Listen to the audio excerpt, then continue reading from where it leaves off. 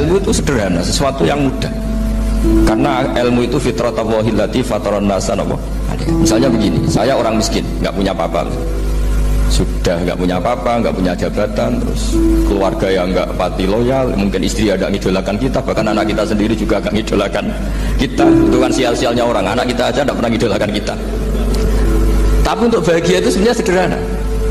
Sederhananya begini, orang pinter itu ingin mempertahankan kehidupannya, terus pinter sampai berobat habis banyak ke Belanda, ke Jepang supaya mempertahankan nyawanya. Nah, si miskin ini kalau dia setiap makan, ya Allah, saya dengan makan ini mempertahankan nyawa saya. Jika makan itu satu kajian ilmiah bahwa ini luar biasa. Bahwa orang punya Alphard, punya uang 1 miliar, itu tidak mempertahankan sesuatu yang pokok, yaitu nyawa. Orang tidak punya Alphard itu hidup, nggak punya uang 1 miliar hidup. Tapi kalau nggak punya nasi 1 piring, nggak punya air 1 gelas bisa mati.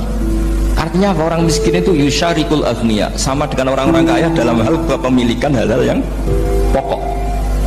Tapi kadang-kadang orang miskin itu ya nyun sewu agak belagu, sudah miskin ingin punya Alphard, sudah miskin ingin punya Alphard, ya dia tersiksa aja karena berpikir nggak punya Alphard tuh masih hidup, nggak punya uang 1 miliar masih hidup.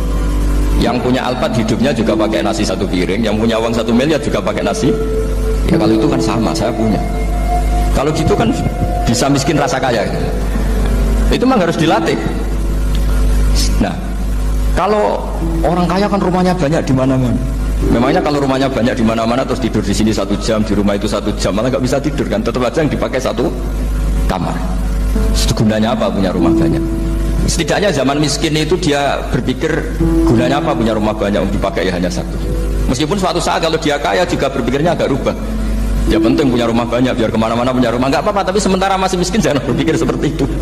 Lah yang menjadi miskin kacau kan sudah miskin berpikirnya gaya orang kaya. Lah itu kecelakaan ya. Lah itu ilmu, maksud saya itu ilmu. Sehingga dulu Nabi ngajari orang miskin itu sederhana. Ketemu orang miskin sama Nabi diajarkan.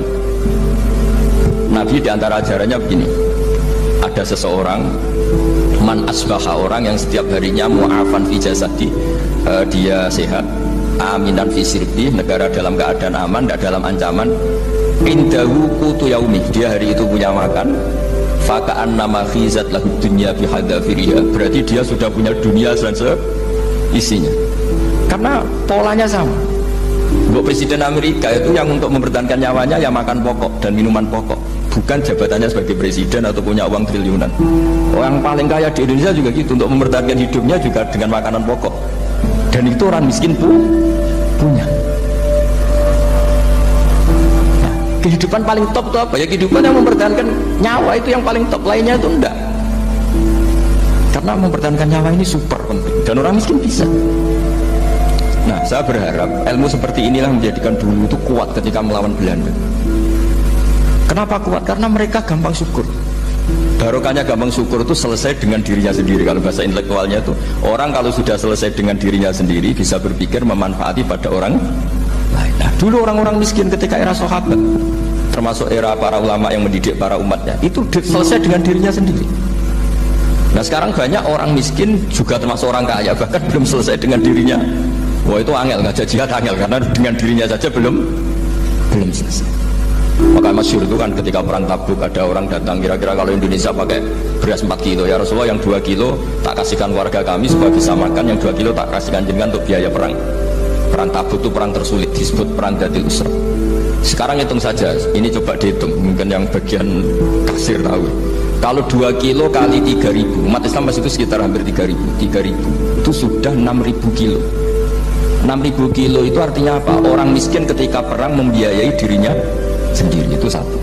Kedua, dengan mental memberi, orang ini tidak tamak. Barokahnya tidak tamak, tidak nyalahkan yang kaya. Efek dari itu apa ketika perang Tabuk?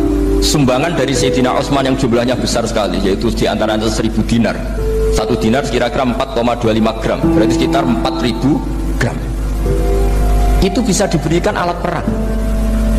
Sumbangan dari Abu Bakar juga bisa dipakai beli kuda untuk perang. Nah bayangkan kalau kebutuhan orang miskin ini untuk makan itu nggak mau urun. Wah usaha miskin nggak perlu urun, nah usaha miskin dipakai alasan terus. Maka jumlah 3.000 ini akan mengurangi anggaran untuk belanja peralatan perang, karena untuk konsumsi orang miskin. Dan gitu kadang mangannya tanduk itu kan repot. Wis miskin mangane tanduk, nak antri moh kan ribet. Artinya apa? Perang ini tidak fokus karena ngurusi konsumsi untuk orang-orang miskin. Nah, dulu zaman Nabi orang miskin pun semuanya heroik. Mereka dibantu gak mau, inginnya bantu.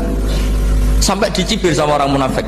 Apa gunanya sedekah 2 kilo? Wong perang ini perang besar antar negara. Pas itu mau perang melawan Romawi. Sampai orang munafik bilang alladzina almizuna almutawwi'ina minal mu'minina fi shadaqati walladzina la yajiduna illa juhdahum faskharuna minhum. Orang-orang munafik digambarkan Allah orang-orang yang mencibir sedekah kecil. Untuk perang besar kok sedekahnya hanya 2 kilo. Tapi yang mahal bukan 2 kilonya.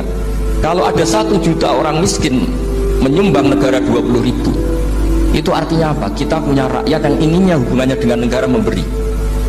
Tapi coba kalau kita 2 juta rakyat yang inginnya dari negara mendapat, pegawainya demo ya. Nah ini ajarannya Nabi yang luar biasa. Dulu Nabi itu bisa mendidik orang miskin pun bermental memberi.